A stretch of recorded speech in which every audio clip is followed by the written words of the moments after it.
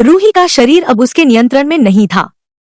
किसी और की शक्ति ने उसे अपना बना लिया था और अब उसकी जिंदगी की सबसे बड़ी लड़ाई शुरू होने वाली थी। बाबा रूही को गुफा में लाते हैं, लेकिन अचानक उन्हें सच्चाई पता चलती है। सामने खड़ी रूही की आत्मा है, उसका शरीर नहीं। बाबा घबरा जाते हैं और माफी मांगते हैं। रूही रोते हुए बताती है कि सुकून ने उसका शरीर छीन लिया है। वह उसे नहर से दूर करना चाहती है।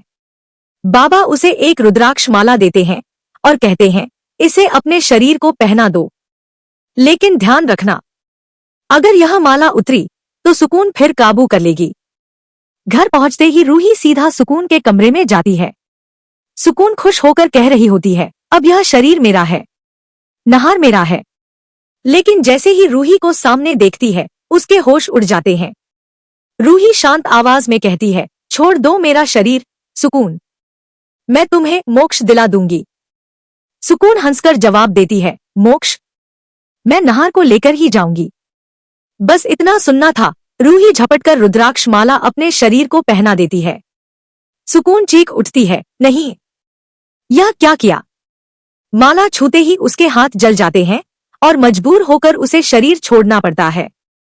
गुस्से में सुकून कहती है, मैं फिर लौटूंगी, यह शरीर फिर मेरा होगा। रूही दादी को सब बताती है कि सुकून की आत्मा अभी भी घर में है। उसने सच में उसका शरीर कब्जे में कर लिया था। लेकिन दादी को उस पर यकीन नहीं होता। तभी रूही को एक बात समझ आती है, वही पेंटिंग सुकून को मोक्ष दिला सकती है। वह तेजी से सुकून के कमरे में जाती है, बक्सा खोलती है, लेकिन वह खाली होता है। पीछे से सुकून की दहशत भरी हंसी गूंजती है, तुम्हें कभी नहीं मिलेगी। अगले दिन रूही पूरे घर में तलाश शुरू करती है, अलमारी, स्टोर रूम, दीवारें, हर जगह।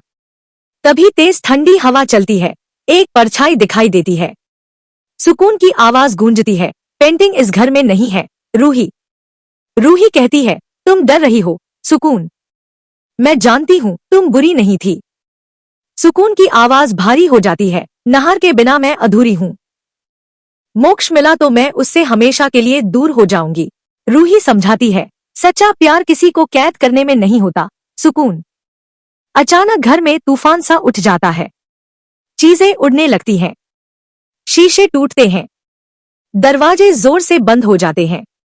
रूही रुद्राक्ष को कसकर पकड़ती है और आंखें बंद कर प्रार्थना करती है, भगवान इसे शांति दे दीजिए। तेज रोशनी फैलने लगती है। क्या रूही इस अंधेरी ताकत को हरा पाएगी? क्या पेंटिंग मिलेगी या सुकून लौट आएगी? जानने के लिए वीडियो को पूरा देखें। और अगर कहानी ने आपको बांधे रखा तो लाइक, शेयर और सब्सक्राइब जरूर करें।